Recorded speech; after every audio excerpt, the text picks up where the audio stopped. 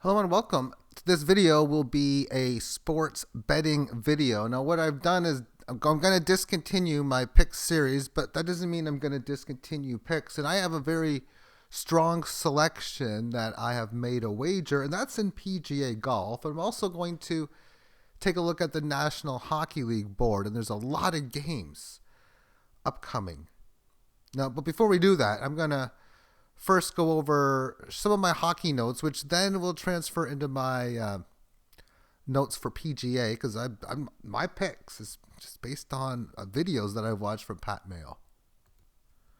And the notes that I make is these are the hockey lines, and these are the prices players have. Just little changes, like this guy got moved to line 2, this guy got moved to line 3, this guy got replaced by Tenorti. This guy got replaced by these are the type of notes that I make for a lot of these. And before there was a Dowling replacement, a Pisk replacement, a Hanley replace. This is just mathematical for betting that I use and other stuff. But this is my golf information. Rory Mcelroy. Rory Mcelroy, according to Pat Mayo, he is going to win. Now, this guy is literally the biggest sports betting for golf genius that I have ever seen in my life. And the guest he has on the show is pretty good as well, especially Jeff Freeberg is my favorite. And then Jason Day says, fuck it, 40-1, man, he's got to bet it. Gary Woodland and Ryan Palmer and Rom Faded. I don't think it's a question mark.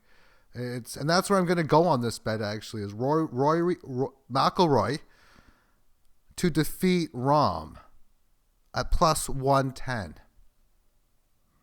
That's my bet. Rory. Now, for fantasy, I'm playing $50 stakes on that as well. And I'm going to have Rory in many of my lineups, as well as Jason Day, Gary Woodland, Ryan Palmer. I won't have Rom in there. According to Freeberg, Tony Finau is very live. I love Adam Scott as well, Freeberg says. Zalatoris and Norin. Apparently they're good for the course, and I probably spelt them wrong. Johnny question mark. That's how he sounded like. And 66-1. I'd have to rewatch the video to see. Let's go. Luke List, it sounds like someone good. Wierenski question mark. I have no idea who that is, but good go with guys from another video that I've seen is Jones, Straka, Hagee, Gordon, Hageltree, and Brem. So that's how I'm doing my fantasy, and I'm playing like a lot of fantasy millionaire football, millionaire maker satellites. I've already won 3 tournaments. I won 2 tonight, thankfully, and I did so in Madden football. I Madden Kansas City football game. I got first place and I won 2 tickets in it. Bet 35 cents on it, like $1.50 or so overall. So cool. So I'm trying to win as many tickets. I'm trying to win I got a lot of ticket satellites. It's crazy. Anyway, Tampa Bay tomorrow against Carolina. And I'm looking at these for the first time. Over under of 6. Carolina. In this situation here, Tampa's just a much better team. Carolina's pretty good. Over under 6. It seems relatively normal. Just going to quickly look at the games of the past, and we can see Tampa Bay defeated by Columbus 5-2, beat Columbus 3-2, beat Chicago 5-2, and Chicago was a joke of a team. Actually, with Carolina, didn't even need to check them as well. Carolina coming off win against Nashville 4-2. They lost to Detroit. And it's been 10 days since they played, too. So they're just coming off of this a little bit of a break rotation. So I cannot back them. But you know what? The Dallas Stars really shut me up earlier about, we got a lot of rest. How are you going to do? I mean, maybe the rest might work out to their advantage, too. And in all those cases, I'm just going to pass on everything there. Philadelphia going into New Jersey. We got Philadelphia at minus 160, New Jersey plus 140, over under 5.5 goals. A relatively low total. And we have Philadelphia with the 4-3 record. And I don't like how they have these records like this. So I'm just not always add this up. It just comes to me like, if we count overtime losses in a separate section, why don't we count overtime wins in a separate section? Especially if you're betting money lines, what's the difference as it is? So 4-3 record, where New Jersey is 3-3. That's pretty good for New Jersey considering where they're supposed to be, but not the largest of prices considering they're at home. we expect better price, lower price at home. But even with them being at home, I would expect is what I'm saying, because they're supposed to be a really bad team, but they could be a breakout team. And Philadelphia is a breakout team, and they had a good year last year.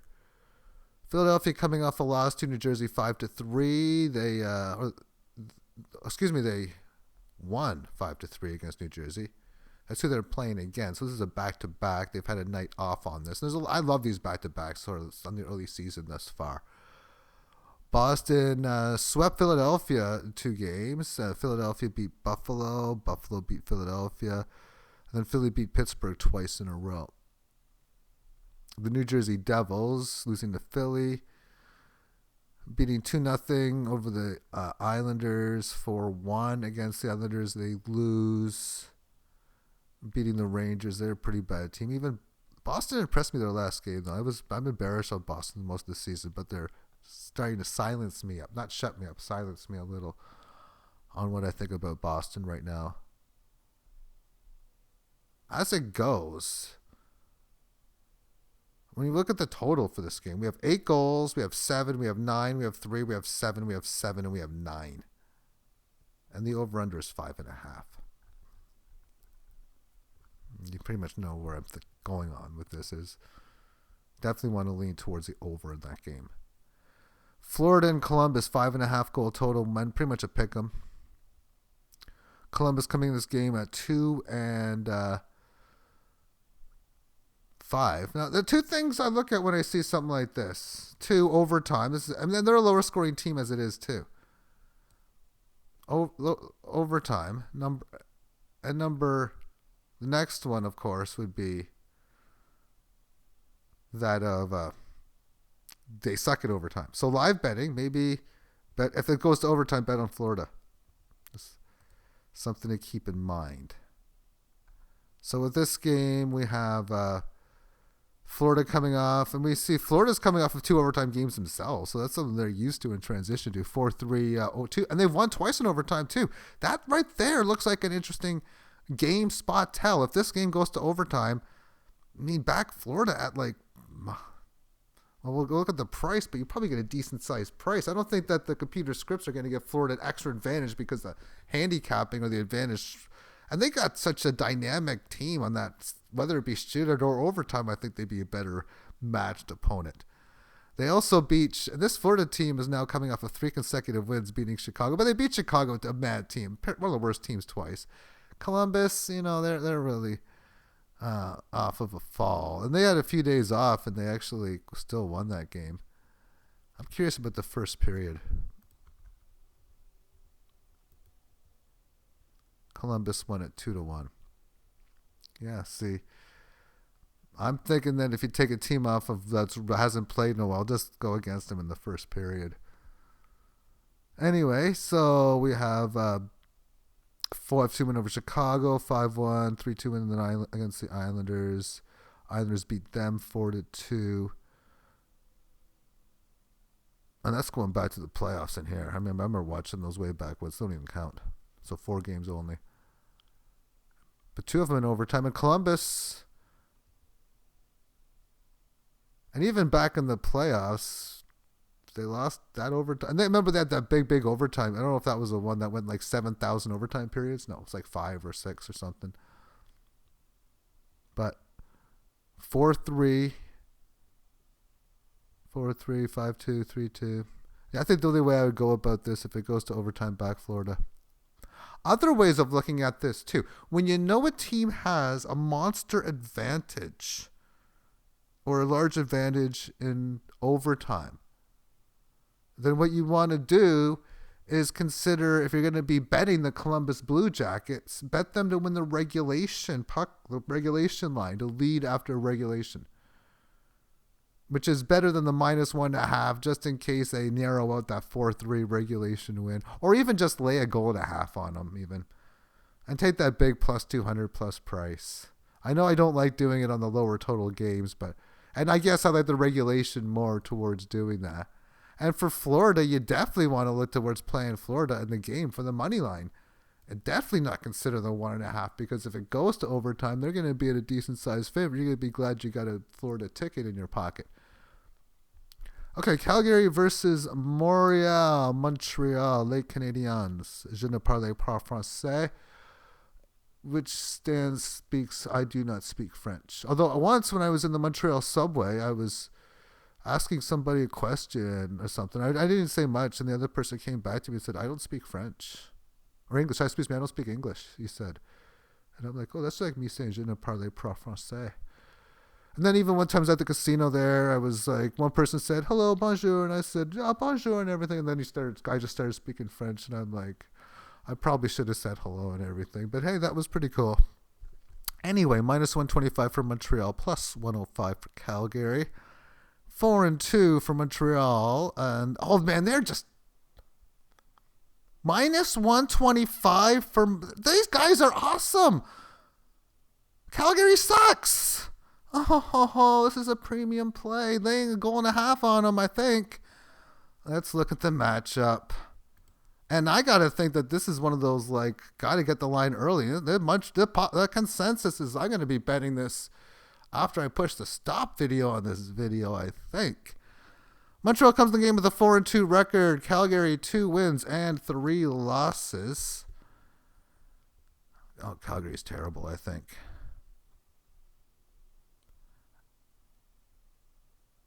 And I got to think what Kachuk in the Muzzin situation in Toronto. Kachuk's just got a bad reputation. That's just going to motivate, I think, even more for the Montreal Canadiens, who's been winning on the road. Now, there's going to be one interesting aspect, maybe a watch and see for confirmation game. But anyway, I'll explain that in a bit.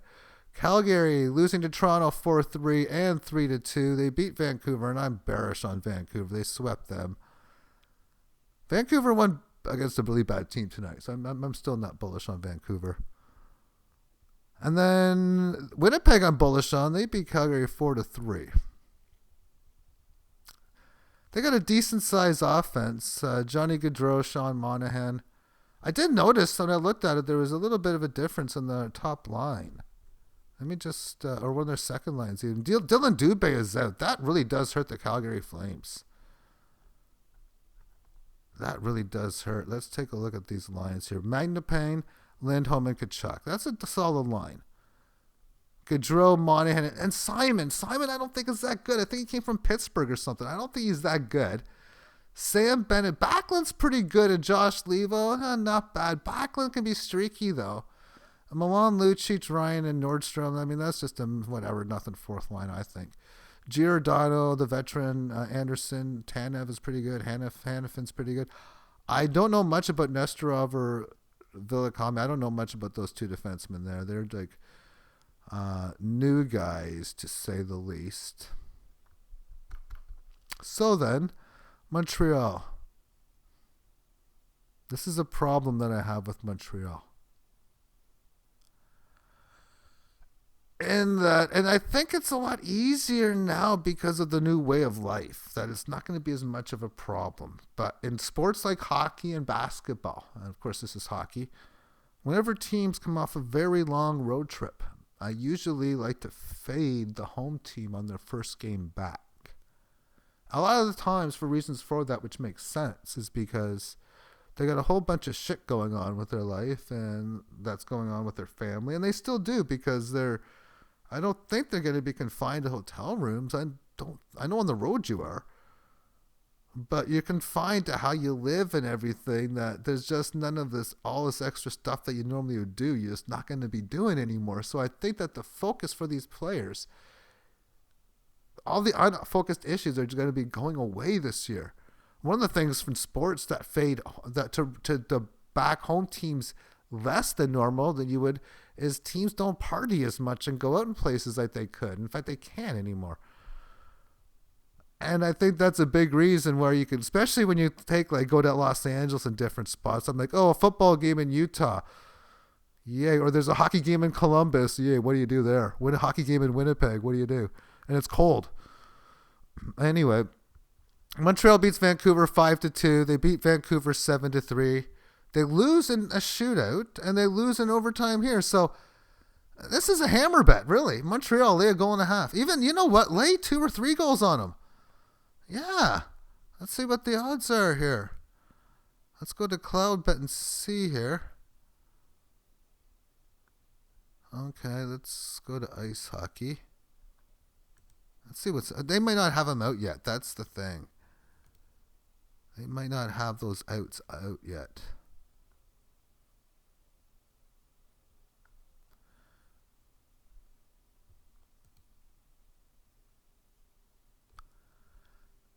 All right, so we're looking at Montreal, Calgary. Plus 356 or 4.56 land 2.5 goals. Tempting. So damn tempting at that. You got to win 100 out of 456 times to break even making this bet. Yeah. I mean, just good probabilities.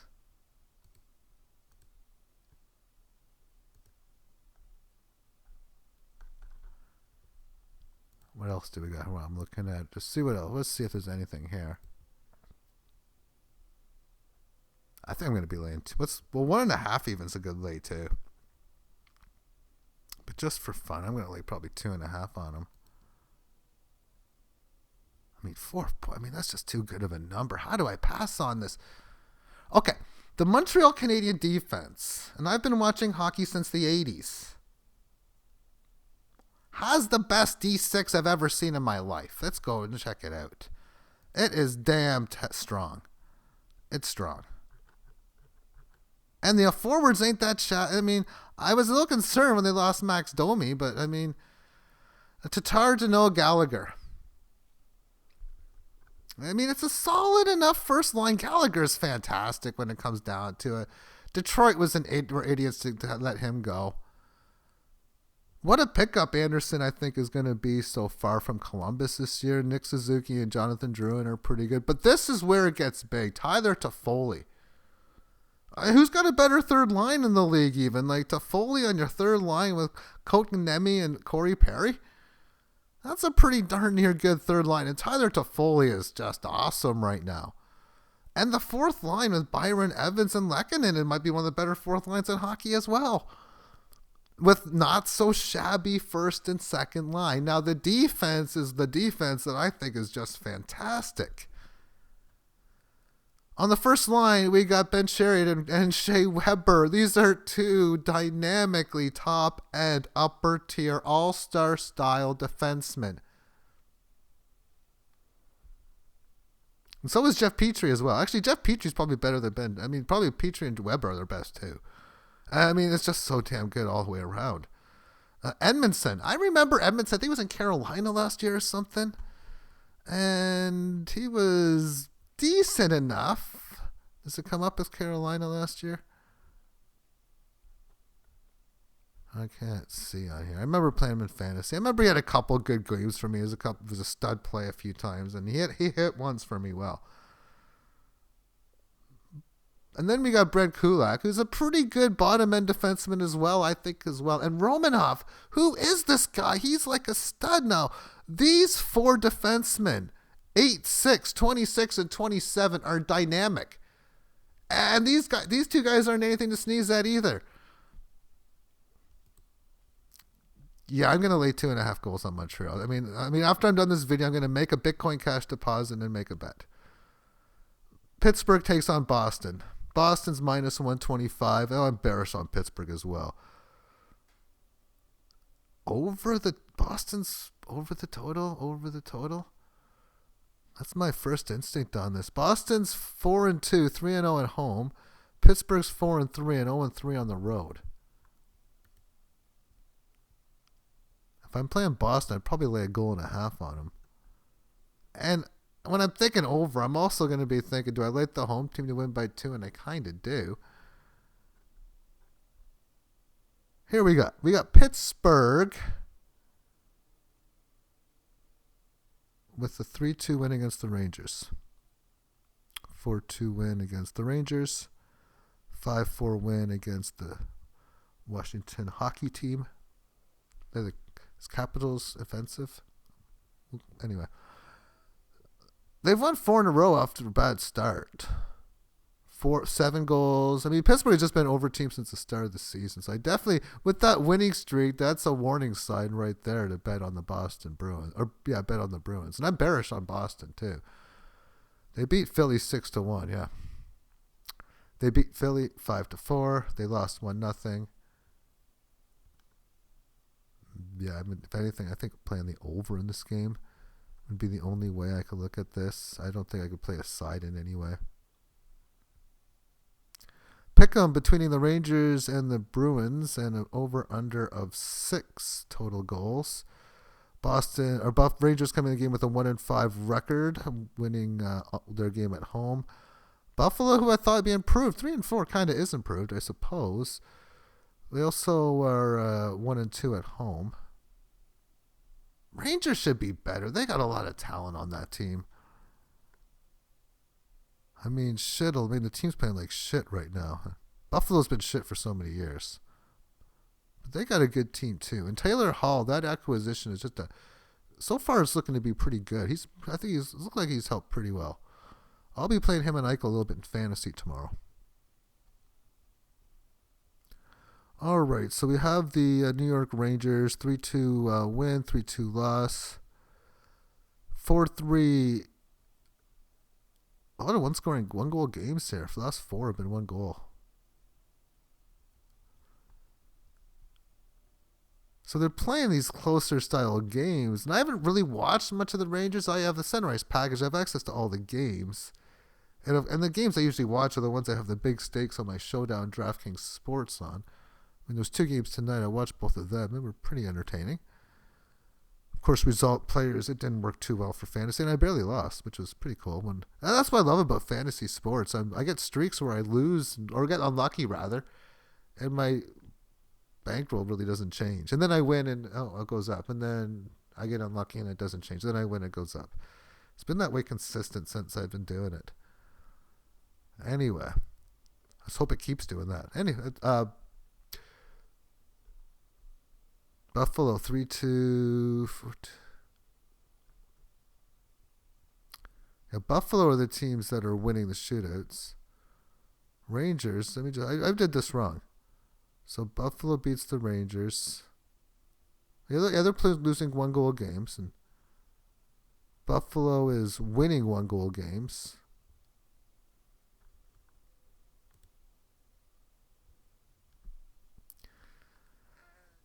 Small lead on the Bruins. Oh, a lot of close games. Tough to go in the puck line there. Islanders and Washington. Islanders minus 135. Washington plus 115. Islanders 3-3. I thought they'd be playing better. They got a good team. They're just not performing too well. And they got a decent enough solid defense. 2 very good scoring lines. And yeah, 3rd and 4th line ain't so good. Washington has some players out because of an interesting situation amongst some Russian players. 4-3 for the Russians. Ovechkin, their goalie, and that can really hurt them large too, having their goalie go out like that. Washington beat them last time 3-2. A lot of these lower scoring games. Look at all these unders: 1-0, 4-1, 2-0, and 3-2, 5-0, 4-0. I mean, what's the highest scoring game is 5. There hasn't been one higher than that yet in an Islander game. And we don't have Ovechkin playing, as well as a couple other good Russian forwards. And their goalie, too, though. 5 goals. And okay, what's the total?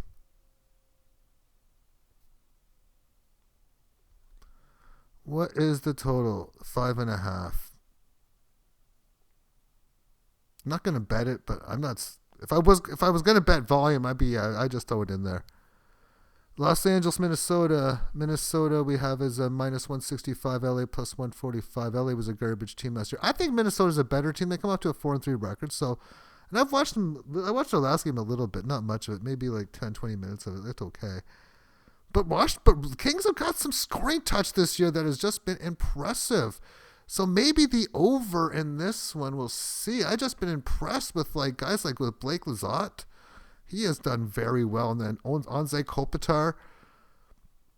Oh, the team has played well. Drew Doughty's been looking well to start the season off after having a rough go of it last time at different miscellaneous moments. Okay, what do we got? So Los Angeles 2-1 win against Mini, 6-3 win against St. Louis, 4-2 loss to St. Louis. LA 4-2 against Colorado. Okay, Minnesota 2-1 against LA before, 5-3, 4-1, 3-2. See, Minnesota is the old school Minnesota West Coast style. Like, I hate playing their under type teams.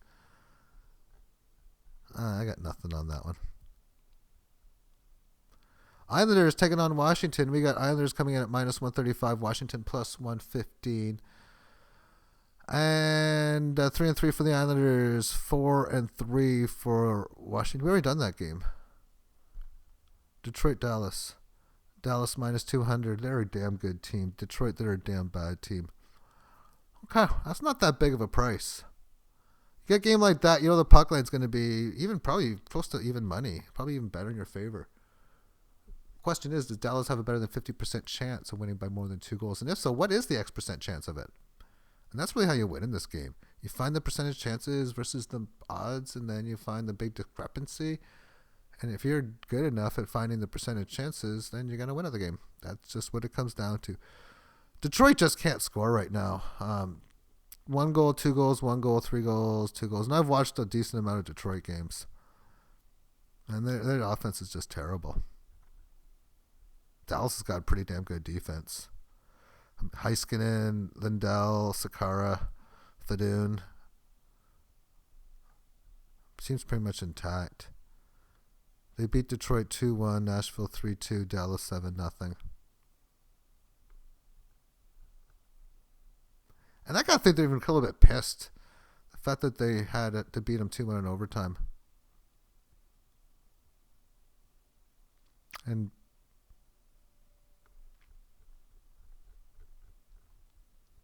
I think it's a decent opinion play to take the Dallas Stars, laying 1.5 goals. Garland's playing pretty good for Arizona, playing against Anaheim. -140 for Arizona. Anaheim comes in at 3-4, 2-5 for Arizona. Is Anaheim a live dog? I mean, it's losing Taylor Hall after adding him last year. Phil Kessel got off to a good start. I don't know if he's cooled off or not. Okay, they had a 1-0 game last time. See, this is the thing about it, and watch the game before. I'm not going to do it because it's not a fantasy game for me. I got Toronto Edmonton tomorrow. That's going to be an interesting game to look at, as well as no, I can't forget the other one. But I'll watch if I have to watch. Like earlier today, there was one of the games, the Nashville versus Chicago game. I watched the previous game because I was putting decent stakes along the line just to get whatever information that I can. That's not one thing I like about this season, is that you can just download those 8-9 minute in-game videos of the old games. There's going to be so much sample size when we move into previous teams. Anyway, Anaheim beats Arizona 1-0. Anaheim beats Colorado 3-1. Colorado beats them 3-2. A lot of close games, a lot of low-scoring games. When you talk about unders, 1 goal, 4 goals, 5 goals, 5 goals, 1 goal, 3 goals, this is just crazily low. I mean, Anaheim's they were the prototypical boring team as it was anyway. 1-0, 1-0, 5-2. When's the last time a team has played 2 consecutive 1-0 games in a row? Just curious. I mean, and that was out. And look at the trends before it happened. We have starting the season off here, 7, 8, 8, 7, 7, 1-1. I guess maybe they play Anaheim style hockey in both games, I guess. Well, Vegas can be a little low scoring too. I didn't mean to do that. This is just my DraftKings. I pushed the wrong tab. I wanted to push the back button. Okay, so what do we got here? San Jose, Colorado. Colorado -250. San Jose's 3-4 though, so definitely wouldn't back Colorado by any means. I don't think I could take San Jose as any live dog at that price though. So I'm just going to quickly look at anything for the total here. Yeah, I'm just gonna pass on that game. We got St. Louis and Vegas. Vegas minus 150, over under of 6. Vegas is damn good, but St. Louis is no slouch either. We have Vegas, who has St. Louis first. A 5-4 win against Vegas, high scoring game, 6-3, 4-2. And that was just one heck of a game, the Colorado St. Louis game. Colorado it was no mercy. But you know what? Against a top end team, I'd be the same way too. St. Louis 5-4. Vegas beat Arizona. They suck. They lost Arizona. They suck. They beat Arizona twice. They suck. They beat Anaheim. They suck. So you look at their record, and not like Vegas has played anybody yet. So more like a watch and test see game. I will be watching Toronto and Edmonton tomorrow. I will be playing this at high stakes as it is a DraftKings showdown game. Wow, you talk about some of the best players you could talk in a game. I mean, when's the last time, and you probably could say this in the 80s, you could give me like all these amazing hockey players on one, really on your second hand even. Toronto, Austin Matthews, Mitch Marner, William Nylander. And then Edmonton, we got Connor McDavid, Leon Draisaitl, and Ryan Nugent-Hopkins. And then you got other guys like Yamamoto and Zach Hyman. These are guys not to sneeze at as far as talent-wise is concerned. It's going to be, I got fun strategies to play it in Showdown because it's not often you get these types of star-studded games. And that type of star-studded strategy I used actually with my ticket in the Kansas City Madden game, as weird as that might sound, which I plan on using that same, well, it's different in Madden than real life and much more fun in real life and different. That I'll be using in the Super Bowl. But with that being said, Toronto Maple Leafs beating Calgary 4-3. They beat Calgary again 3-2. They beat Edmonton 4-2. They lost to Edmonton 3-1. Beating Winnipeg 3-1. Toronto is one of the top teams. There's just nothing else to say about that. I look at this division as it's between Toronto, Montreal, and Winnipeg, top 3. And then whoever wants to get that final playoff spot, because I think the rest of the teams are jokes, in my opinion. So a top team versus a joke team in Edmonton. Edmonton's got a very prolific offense. Their defense and goaltending leaves a lot to be desired. Winnipeg beats them 6-4.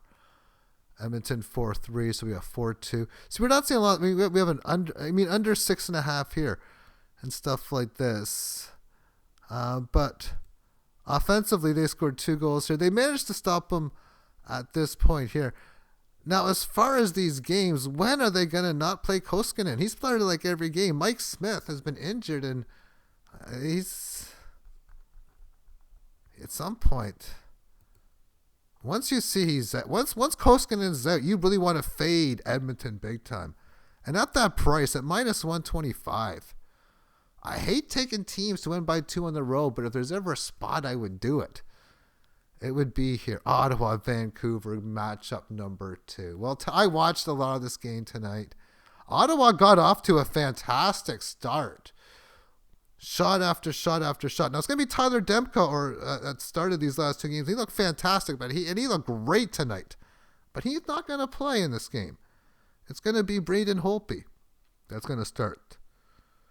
And it's going to be that of Matt Murray, who's just been terrible this year. And I've watched a decent amount of Senators this year. These guys are terrible, Ottawa. They really lack a lot of depth. Their 3rd and 4th lines are garbage. And even the first 2 lines, like Batherson, I got the lines. I can show them to you.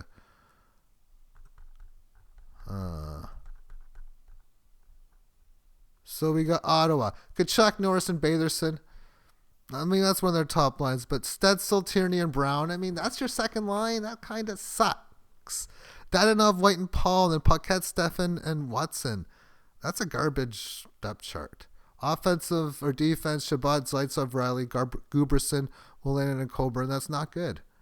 Vancouver, JT Miller. Pettersson got out of his slump tonight. What a fantastic game he had. Brock Best, I mean, that's just a good line. Pearson, Horvat, and Hoglander. Now, Hoglander ain't that good, I don't think. Horvat and Pearson. Pearson's pretty good. But, I mean, you talk about another team that's really bad as far as third and fourth lines is concerned. I mean, McEwen, Sutter. And Sutter can be pretty good. Actually, I can't say that about the fourth line. That's a fantastic fourth line, actually. Roussel played fantastic tonight. Monte has been great since the restart. He had a great playoff. He's had a great start to the regular season.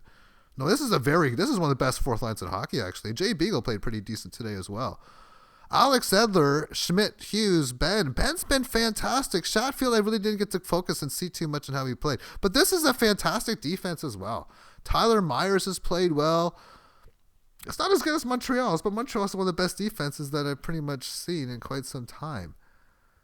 So with that being said, I think I'm playing the over in this game might be where to play it. Over the total for the game is where I want to go. So that would be every game on the board that I've just covered. How many is this? 1, 2, 3, 4, 5, 6, 7, 8, 9, 10, 11, 12, 13, 14. That is crazy. Only 3 teams. 2 of them being Nashville and the team that they played tonight, Nashville and Chicago, are playing. So Friday's only 1 game. Columbus going into Chicago to take on the Columbus Blue Jackets taking on the Chicago Blackhawks. Hawks and Jackets. Okay. I'm trying to think about the line here of what I would make. Chicago didn't look too. No, they're not that great though. They didn't look that. They managed to get some offense, just like Ottawa. They got some offensive. No, they didn't look too good offensively early on. Nashville took it to them. They did well defensively in goal, and that's the thing. Now we're going to be going back to Subban in net. Because that rookie, I can't remember his name, but that rookie in net for Chicago looked pretty good. And now they're going to be playing against Columbus. More of an under team. Wait a second here. It's not a back-to-back. No. If Subban plays, in hockey, the way I look at it is sometimes I don't give a shit who the goalie is. Sometimes I really care. This Chicago team looks like I really care because I rate Subban as a bottom-tier goalie. One of the worst there is in the NHL. And this new guy, yeah, you know what? He's definitely shedding some light like he deserves to be something. Thus, he's much better than Subban. And therefore, he's probably going to get the start in this game because of the day off. Now, does Chicago play a back-to-back? They do not. So, yeah, I would highly be doubtful. I would highly expect that the rookie is going to start. Let's just take a look at his performance. I mean, it was just fantastic tonight.